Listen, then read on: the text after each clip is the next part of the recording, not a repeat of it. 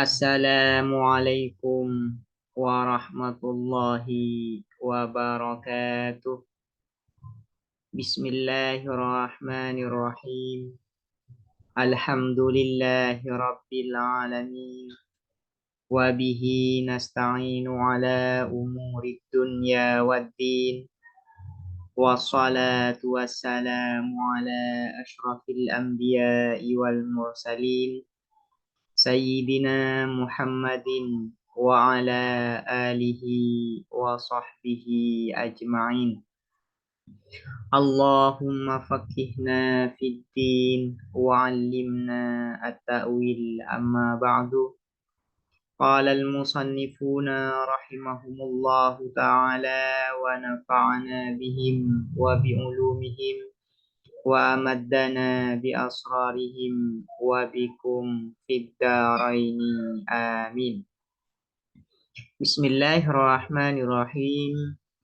Mari kita melanjutkan ngaji kitab Durusul Balaghah.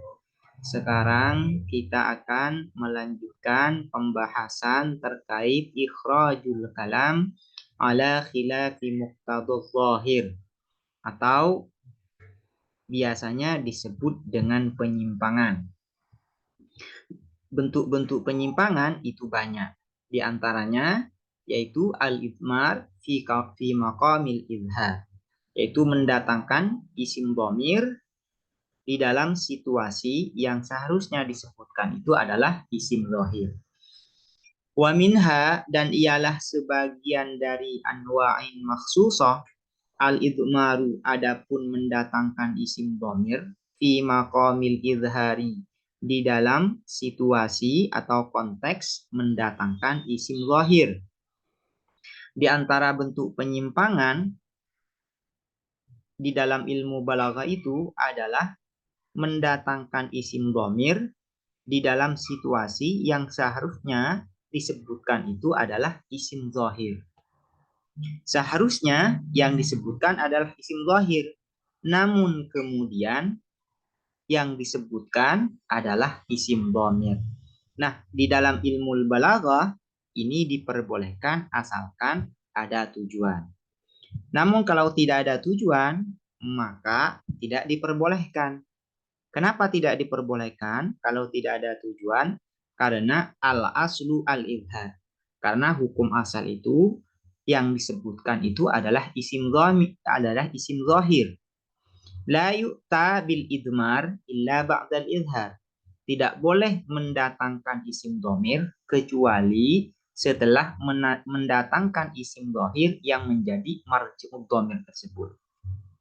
Jadi kalau tidak ada tujuan maka tidak diperbolehkan. Kalau ada tujuan diperbolehkan. Contoh tujuannya kaddi'ai anna marji'ad dhamiri daimul huduri fi dhihni. Seperti mengklaim bahwasanya marji'ud dhamir, tempat kembalinya dhamir, daimul huduri, ialah selalu hadir fi dhihni, di dalam pikiran. Seperti misalnya mutakallim mengklaim bahwasanya marji'ud dhamir ada di pikiran sami mukhatab. Mutakallim mengklaim bahwasanya yang menjadi marji'ud dhamir, yang menjadi marji'ud dhamir itu sudah diketahui oleh mukhatab, sehingga tidak perlu mendatangkan isim zahir. Dan mutakallim mendatangkan isim dhamir. Kenapa? Karena marji dari isim dhamir ini sudah diklaim oleh mutakallim bahwasanya sudah diketahui oleh mukhatab. Contohnya kaqauli syairi, seperti perkataan syair, abatil wisala makhafatar ruqabai wa atatka tahta madari idzalmai. Abad, menolak siapa dia, al-wisalah, untuk berjumpa, untuk bertemu, makhafatar ruqabai, karena takut pada para pengawal. Wa atatka, dan datang siapa dia, kah kepadamu, tahta madari idzulmai, di bawah bayang-bayang kegelapan. Al-fa'ilu adapun fa'il di dalam kalimat abad dan wa'atat ini dhamirun ialah dhamir lam yataqaddam yang tidak mendahului lahu terhadap dhamir marji'un apa tempat kembalinya dhamir.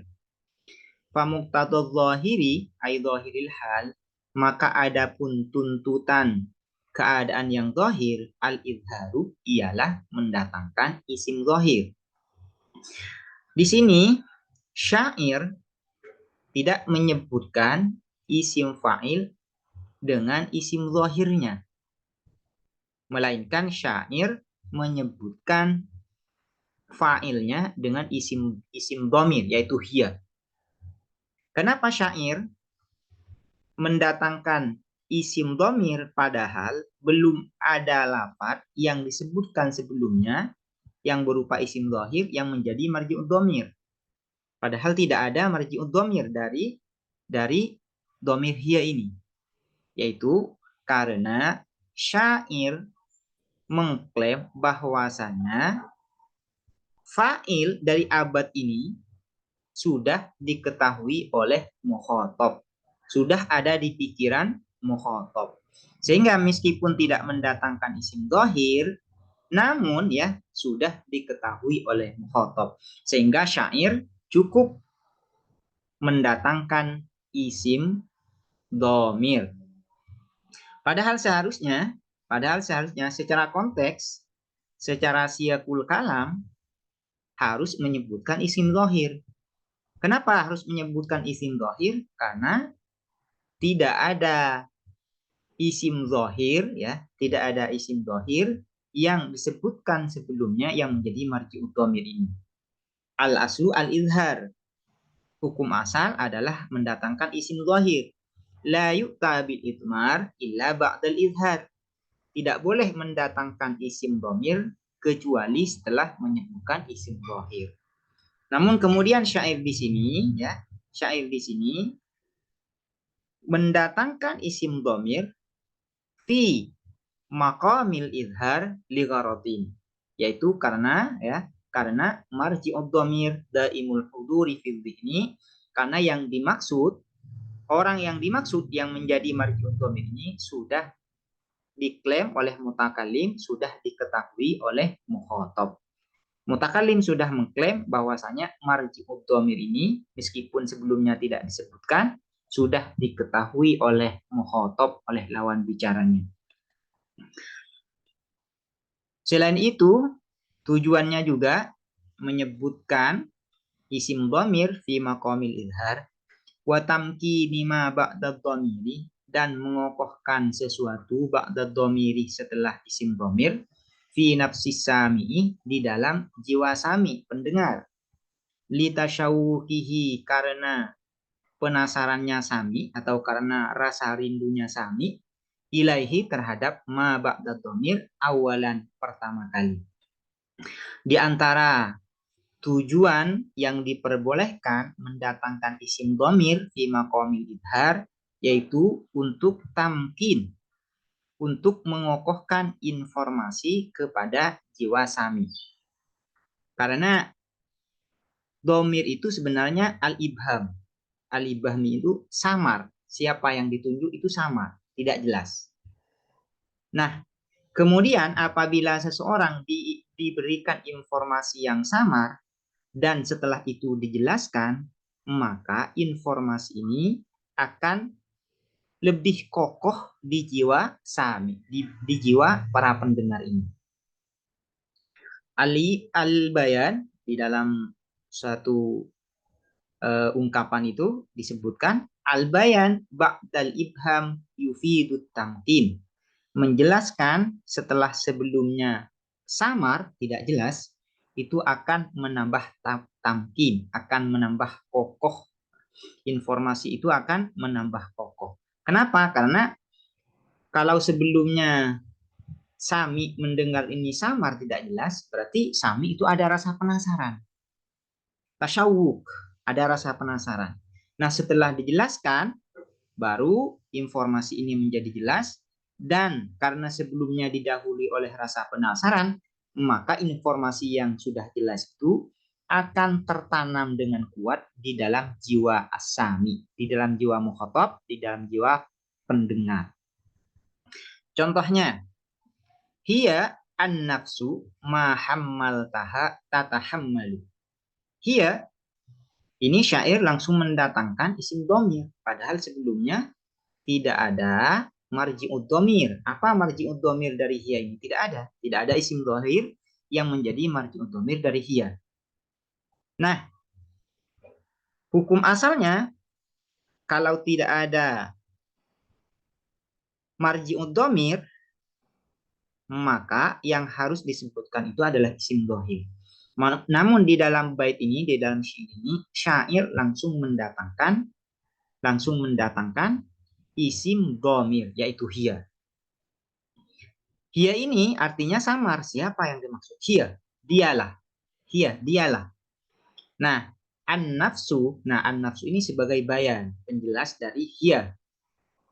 Nah, ketika Sami mendengar hiya, dialah, berarti kan tidak jelas, sehingga menimbulkan rasa penasaran.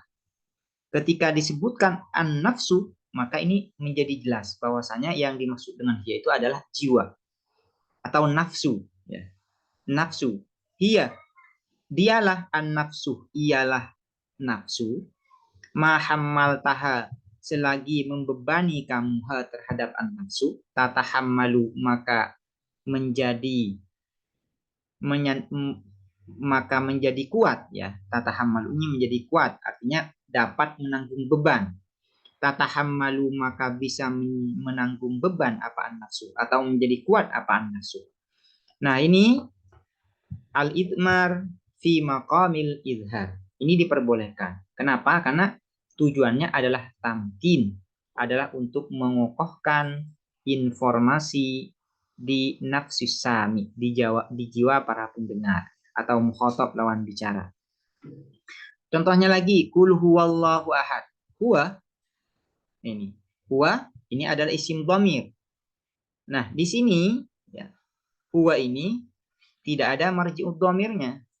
Kalau tidak ada marji'ud dhamirnya, maka yang seharusnya disebutkan itu adalah isim dhahir. Namun kemudian mendatangkan isim dhamir fi maqamil idhar ini di sini diperbolehkan karena kenapa? Yaitu tamkin, untuk mengokohkan informasi penjelasan yang ada setelah huwa. Huwa, dialah, Allahu, ialah Allah. Setelah huwa ini, setelah mukhatab mendengar huwa ini yang tidak jelas, huwa ini maksudnya apa? Siapa? Ini kan samar, tidak jelas. Nah, karena samar tidak jelas, maka timbul rasa penasaran. Setelah disebutkan, setelah dijelaskan yang dimaksud huwa ini adalah Allah, maka informasi ini lebih tamkin, lebih kuat, lebih mantap di jiwa pendengar. Huwa, adapun dia, Allahu, ialah Allah, ahadun, maha esa. Contohnya lagi, ni'ma tilmi dan al-mu'addabu. Di sini ada domir, ya. Di sini ada domir yang disembunyikan, yang menjadi fa'il, Padahal sebelumnya tidak ada isim dhamir yang menjadi marji'ud dhamir dari isim dhamir tersebut. Ni'mah huwa. Tilmidan ini menjadi tamyiz. Ni'matil mizan al-mu'addabu. Sebaik-baik murid, al-mu'addabu ialah yang terdidik. Ni'mah huwa. Nah, ini. Ni'mah huwa. Tilmidan. Tilmidan ini adalah sebagai penjelas dari huwa, ya, dari huwa yang berupa isim dhamir itu. Nah, ini ya menyebutkan isim dhamir fi maqamil idhar, yaitu tujuannya litamkin, untuk lebih mengokohkan informasi fi nafsis sami, di jiwa pendengar, di jiwa al-mukhatab lawan bicara. Nah, yang menjadi bayan penjelas dari isim dhamir huwa ini adalah tilmidan al-mu'addab. Tilmidan al-mu'addab. Ni'ma tilmidan al-mu'addab. Sebaik-baik murid ialah yang terdidik. Wa aksuhu dan kebalikannya al-idmar fi maqamil idhar. Di antara bentuk penyimpangan itu yaitu kebalikan al-idmar fi maqamil idhar, yaitu al-idhar fi maqamil idmar, mendatangkan isim dhahir fi maqamil idmari, di dalam situasi mendatangkan isim dhamir. Yang seharusnya disebutkan itu adalah isim dhamir, namun kemudian diganti dengan isim dhahir. Ini diperbolehkan. Bentuk penyimpangan yang seperti ini diperbolehkan di dalam ilmu balaghah, asalkan li gharadin, karena ada tujuan. Di antara tujuannya itu adalah kata kuwiyati da'il imtisal, seperti untuk memperkuat dorongan mengikuti perintah. Da'il imtisal, dorongan mengikuti perintah. Artinya agar mukhatab itu lawan bicara ya lebih kuat untuk mengikuti perintah mutakallim. Contohnya kaulika seperti perkataanmu li amtika terhadap budakmu, hamba sahayamu. Sayyiduka ya'muruka bikaza. Adapun tuanmu ya'muruka ialah memerintah siapa sayyiduka kepadamu bikaza dengan ini. Seharusnya karena ini merupakan maqam takhatub ya. Maqam takhatub seharusnya mutakallim mengatakan demikian. Amuruka bikada. Aku memerintahkan kamu dengan ini. Namun kemudian mutakallim mengatakan sayyiduka ya'muruka bikada, yaitu isim dhamir diganti dengan isim dhahir yaitu sayyiduka. Agar apa? Yaitu taqwiyati da'il imtisal. Agar mukhatab itu ya, mukhatab itu untuk mengikuti perintah lebih kuat, lebih bersemangat lagi.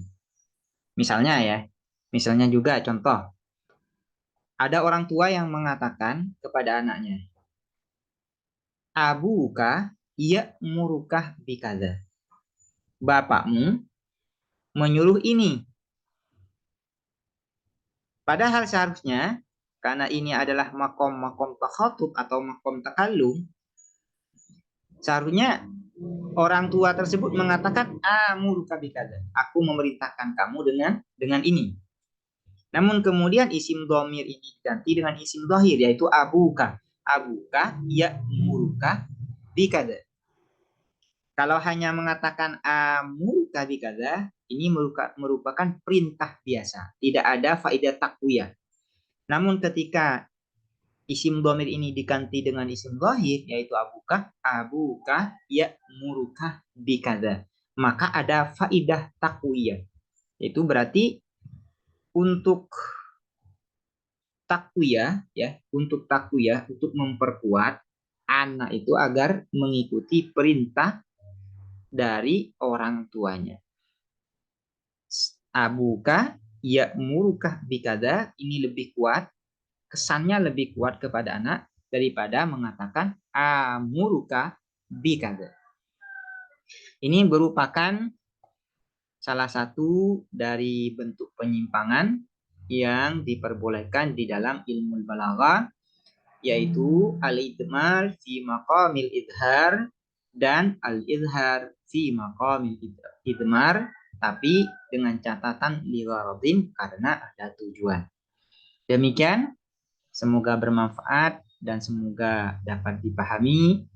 Assalamualaikum warahmatullahi wabarakatuh.